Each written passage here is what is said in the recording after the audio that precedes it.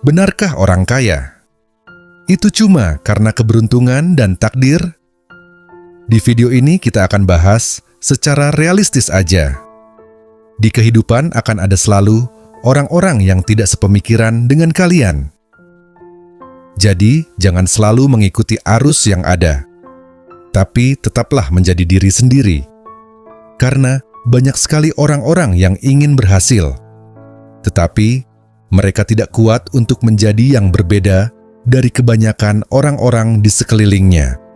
Sebelumnya aku ucapkan selamat datang untuk kalian yang baru melihat channel ini, dan semoga kalian selalu sehat dan selalu mempunyai hidup yang sejahtera dalam segala aspek di kehidupan kalian semua. Dan untuk kalian yang sudah tahu channel ini, aku ucapkan terima kasih banyak kepada kalian karena kalianlah yang bikin aku selalu semangat terus membuat video short dan video long di YouTube ini. Semoga kebaikan kalian semua mendapatkan balasan yang sangat lebih dan selalu makmur dalam aspek kehidupan kalian semua. Sekarang kita lanjut ke pembahasan inti video ini. Ada sebuah celoteh hampir semua orang atau kebanyakan dari semua orang yang cukup menarik. Katanya, banyak orang belajar teori sukses, tapi yang berhasil cuma sedikit. Sisanya, ia tetap hidup biasa.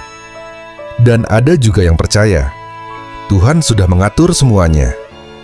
Ada yang memang ditakdirkan kaya, ada yang memang ditakdirkan miskin. Sekilas, kalimat seperti ini terdengar realistis. Karena memang benar, tidak semua orang akan jadi miliarder. Tidak semua orang akan punya jet pribadi. Dan tidak semua orang akan hidup mewah. Tapi pertanyaannya sekarang, apakah itu berarti manusia tidak perlu berkembang? Apakah karena tidak semua orang bisa jadi sangat kaya, lalu kita membiarkan hidup berjalan tanpa usaha? Dan apakah benar orang sukses itu cuma karena keberuntungan? Di video ini, kita akan bahas secara realistis tentang takdir, kesempatan, lingkungan, mental, dan kenapa di kehidupan nyata Indonesia banyak orang sebenarnya kalah. Bukan karena nasib, tapi karena pola pikir dan kebiasaan hidupnya sendiri. 1. Benar, hidup memang tidak adil. Ini kenyataan pertama yang harus diterima. Ada orang lahir langsung kaya, ada yang lahir keluarganya penuh koneksi, ada yang dari kecil sudah dikenalkan bisnis. Sementara ada orang lain lahir di keluarga yang bahkan makan saja susah. Ini fakta. Dan menyangkal itu juga tidak realistis. Di Indonesia pun sama. Ada anak yang umur 20 tahun sudah dibelikan mobil. Ada yang umur 20 tahun masih bantu orang tua bayar listrik. Jadi memang garis start setiap orang berbeda. Tapi masalahnya, banyak orang berhenti di kalimat hidup tidak adil, lalu menggunakan itu sebagai alasan untuk menyerah. Padahal, meskipun hidup tidak adil, bukan berarti hidup tidak bisa diperjuangkan. 2. Tidak semua orang akan jadi miliarder, tapi banyak orang bisa hidup jauh lebih baik. Ini bagian yang sering gagal dipahami. Ketika bicara soal berkembang finansial, orang langsung berpikir, oh jadi harus kaya raya. Padahal tidak selalu. Tujuan memperbaiki hidup bukan selalu untuk jadi miliarder. Kadang, bisa punya tabungan saja, itu sudah perubahan besar. Bisa bantu orang tua, itu sudah naik level. Bisa keluar dari hutang, itu sudah kemajuan. Bisa hidup lebih tenang, itu juga kekayaan. Masalahnya, media sosial sekarang membuat orang berpikir, kalau belum super kaya, berarti gagal. Padahal, kenyataannya, di Indonesia, banyak orang hidupnya berubah drastis, hanya karena belajar skill, mengurangi gengsi, dan mulai disiplin finansial.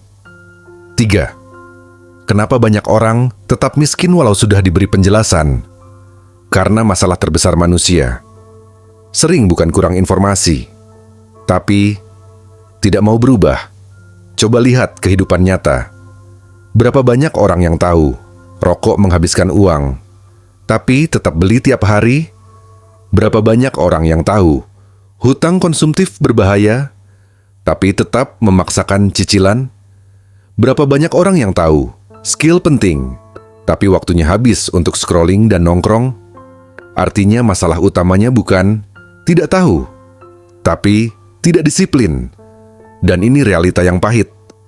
Karena perubahan hidup tidak terjadi hanya karena menonton video motivasi, tapi karena kebiasaan yang berubah. 4. Yang berhasil cuma 0,0001%. Kalimat ini sebenarnya tidak sepenuhnya salah, karena memang orang yang sangat sukses jumlahnya sedikit. Tapi pertanyaannya, kenapa sedikit? Karena jalannya sulit. Dan kebanyakan orang berhenti di tengah jalan. Di Indonesia, banyak orang ingin hasil cepat. Baru usaha 3 bulan, ingin langsung berhasil. Baru investasi 1 tahun, ingin langsung kaya. Baru belajar skill sedikit, ingin langsung dihargai tinggi. Padahal kenyataannya, orang yang hidupnya benar-benar berubah biasanya bertahan sangat lama. Sementara kebanyakan orang capek duluan, bosan duluan, dan menyerah duluan. Jadi kadang yang membedakan bukan cuma pintar atau tidak, tapi siapa yang tahan menjalani proses panjang. 5.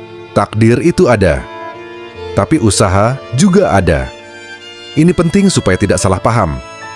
Percaya takdir bukan berarti diam, karena hampir semua orang sukses tetap bekerja keras. Kalau semuanya hanya soal takdir, kenapa ada orang yang hidupnya membaik setelah belajar skill? Kenapa ada orang yang dulu miskin, lalu perlahan berubah?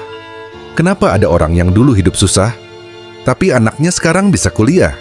Artinya, usaha tetap punya pengaruh. Memang benar, hasil akhir bukan sepenuhnya di tangan manusia. Tapi usaha tetap bagian dari kehidupan, dan di kehidupan nyata Indonesia, orang yang mau belajar, mau disiplin, dan mau konsisten, biasanya peluang hidupnya tetap lebih besar dibanding orang yang hanya pasrah. 6. Orang miskin dan orang kaya memang saling membutuhkan. Ini juga benar. Dunia memang berjalan karena saling ketergantungan. Ada pekerja, ada pengusaha, ada petani, ada pedagang, ada supir, ada teknisi. Semua punya fungsi. Tapi masalahnya, kadang kalimat ini dipakai untuk membuat orang berhenti berkembang. Seolah-olah, ya udah, memang nasibku begini.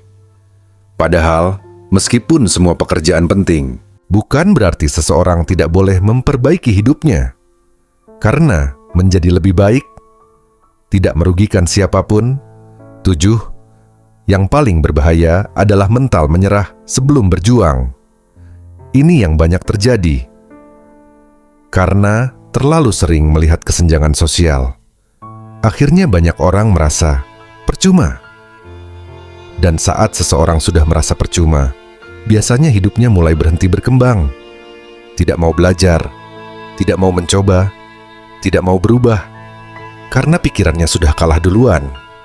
Padahal, di Indonesia, banyak perubahan hidup justru datang perlahan. Bukan langsung kaya, tapi hidup sedikit lebih baik tiap tahun. Dan itu jauh lebih realistis. 8. Kehidupan nyata Indonesia memang keras, tapi masih ada peluang. Ini fakta. Biaya hidup naik, lapangan kerja sulit, harga rumah mahal, persaingan makin brutal. Tapi di saat yang sama, internet juga membuka peluang besar. Sekarang orang desa bisa jualan online. Orang biasa bisa jadi konten kreator. Orang tanpa modal besar bisa belajar skill gratis. Artinya, peluang tetap ada. Masalahnya, banyak orang ingin hasil instan. Padahal kebanyakan perubahan besar terjadi sangat lambat. Renungan buat kalian semua. Jadi, Apakah semua orang akan jadi kaya raya? Tidak. Apakah hidup semua orang adil? Juga tidak. Tapi apakah itu berarti manusia tidak perlu berkembang? Tentu tidak. Karena tujuan hidup bukan selalu menjadi paling kaya, tapi menjadi versi hidup yang lebih baik dibanding sebelumnya. Dan kadang, kemenangan terbesar seseorang bukan punya miliaran, tapi berhasil memutus rantai kesulitan yang dulu terus terjadi di keluarganya. Karena hidup memang keras, tapi menyerah sebelum mencoba juga tidak akan mengubah apa-apa.